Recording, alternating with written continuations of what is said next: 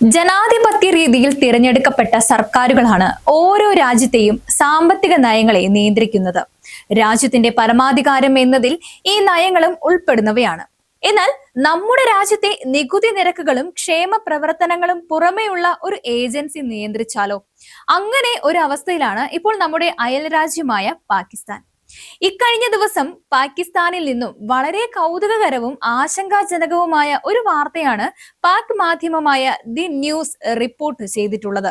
ലോകത്ത് ഏറ്റവും കൂടുതൽ ജനന നിരക്കുള്ള രാജ്യമായ പാകിസ്ഥാനിൽ ജനന നിരക്ക് കുറയ്ക്കുന്നതിന്റെ ഭാഗമായിട്ട് ഗർഭനിരോധന ഉറകൾ പ്രോത്സാഹിപ്പിക്കുവാൻ അതിന്റെ നികുതി കുറയ്ക്കുന്നതിനായി സർക്കാരും പാർലമെന്റും തീരുമാനിച്ചു. കടുത്ത ദാരിദ്ര്യത്തോടൊപ്പം നിയന്ത്രണാതീതമായ ജനപ്പെരുപ്പവും പാകിസ്ഥാന്റെ മുന്നോട്ടുള്ള പ്രയാണത്തെ വല്ലാതെ പുറകോട്ടടിക്കുന്ന പശ്ചാത്തലത്തിലാണ് സർക്കാർ ഈ ഒരു തീരുമാനമെടുത്തത്. ഗർഭനിരോധന ഉറകൾക്കൊപ്പം ബേബി ഡയപ്പറുകൾ, സാനിറ്ററി പാഡുകൾ എന്നിവയ്ക്കും നികുതി കുറയ്ക്കുവാൻ പാർലമെന്റും മന്ത്രിസഭയും തീരുമാനിച്ചിരുന്നു.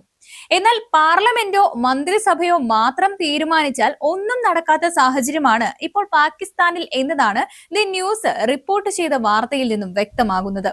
അന്താരാഷ്ട്ര നാണയ നിധിയിൽ നിന്നും കടമെടുത്ത് ദൈനംദിന പ്രവർത്തനങ്ങൾ പോലും നടത്തേണ്ടി വരുന്നതിനാൽ ഓരോ സാമ്പത്തിക നയങ്ങളും നടപ്പാക്കുന്നതിന് മുൻപായി IMF-ൽ നിന്നും അനുമതി വാങ്ങേണ്ട നിലയിലാണ് പാകിസ്ഥാൻ ഇപ്പോൾ. നേരത്തെ പറഞ്ഞ നികുതി കുറയ്ക്കുവാനുള്ള 2 ശുപാർശകളും IMF അനുവദിക്കാത്തതിനെ തുടർന്ന് രാജ്യത്ത് നടപ്പാവാനാവാതെ കുടുങ്ങിയിരിക്കുകയാണ് പാകിസ്ഥാനിലെ തിരഞ്ഞെടുക്കപ്പെട്ട സർക്കാർ. നിലവിലെ നികുതി അസഹനീയമാണെന്നും കുറയ്ക്കണമെന്നും ആവശ്യപ്പെട്ട പാകിസ്ഥാൻ സർക്കാരിനോട് സാമ്പത്തിക വർഷത്തിന്റെ പകുതി വെച്ച് നികുതി കുറയ്ക്കാനാവില്ലെന്നും മാത്രമല്ല സാമ്പത്തിക സ്ഥിതിയുടെ സുരക്ഷയാണ് പ്രധാനമെന്നും പറഞ്ഞാണ് IMF നോ പറഞ്ഞത്. ഈ വിവരം IMF പാക് പ്രധാനമന്ത്രി ഷഹബാസ് ഷെരീഫിനെ നേരിട്ട് അറിയിക്കുകയായിരുന്നു. നികുതി കുറച്ചാൽ പാകിസ്ഥാന് 60 കോടി രൂപ വരെ നികുതി നഷ്ടമുണ്ടാകുമെന്നും നികുതി കുറയ്ക്കുന്ന നടപടികൾക്കൊന്നും തന്നെ IMF നിലവിൽ അനുമതി നൽകുന്നില്ലെന്നുമാണ് ദി ന്യൂസ് റിപ്പോർട്ട് ചെയ്യുന്നത്. ഇതോടൊപ്പം തന്നെ സ്വകാര്യവൽക്കരണം ഉൾപ്പെടെയുള്ള പല നയങ്ങളും നടപ്പാക്കുന്നതിനായി IMF പാക് സർക്കാരിൽ സമ്മർദ്ദം ചെലുത്തുന്നതായും വാർത്തകളുണ്ട്. അനിയന്ത്രിതമായ കടമെടുപ്പ് ഒരു രാജ്യത്തിന്റെ പരമാധികാരത്തെ എങ്ങനെയാണ് ഇല്ലാതാക്കുന്നു എന്നതിന്റെ ഉത്തമ ഉദാഹരണമാവുകയാണ് നമ്മുടെ അയൽ രാജ്യം. ഈ സാഹചര്യത്തിൽ നമ്മുടെ സംസ്ഥാനത്തിന്റെ കടമെടുപ്പ് സംബന്ധിച്ച വസ്തുതകളും പ്രതിപക്ഷത്തിന്റെ ആക്ഷേപങ്ങളും കൂടുതൽ പ്രസക്തമാവുകയാണ്. ഈ നൂറ്റാണ്ടിന്റെ തുടക്കത്തിൽ കേരളത്തിലെ സാമ്പത്തിക രംഗം വളരെ മോശം സ്ഥിതിയിലായിരുന്നപ്പോൾ ഏഷ്യൻ ഡെവലപ്മെന്റ് ബാങ്കിൽ നിന്നും കടമെടുക്കാൻ അന്നത്തെ UDF സർക്കാർ തീരുമാനിച്ചതിനെ കായികമായി തന്നെ എതിർത്ത പാർട്ടിയായിരുന്നു CPM. അന്ന് അവർ പറഞ്ഞ കാര്യങ്ങളാണ് ഇന്ന് പാകിസ്ഥാനിൽ നടമാടുന്നത്. എന്നാൽ 2 പതിറ്റാണ്ടിനപ്പുറം 2ാം തവണയും അധികാരത്തിലെത്തിയപ്പോൾ സാമ്പത്തിക കാര്യങ്ങളിൽ ഇടതുമുന്നണി പിന്തുടരുന്നത് അന്നത്തെ നിലപാടിന് ഘടകവിരുദ്ധമായ നയങ്ങളാണ്.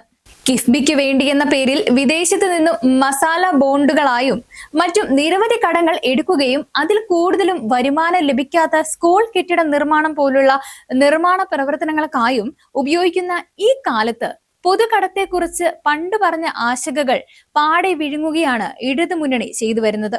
സംസ്ഥാനത്തിന്റെ കടം കഴിഞ്ഞ 9 വർഷം കൊണ്ട് അതുവരെ ഉണ്ടായിരുന്നതിന്റെ 3 ഇരട്ടിയിലേക്ക് വർദ്ധിച്ചതായാണ് കണക്കുകൾ പറയുന്നത്.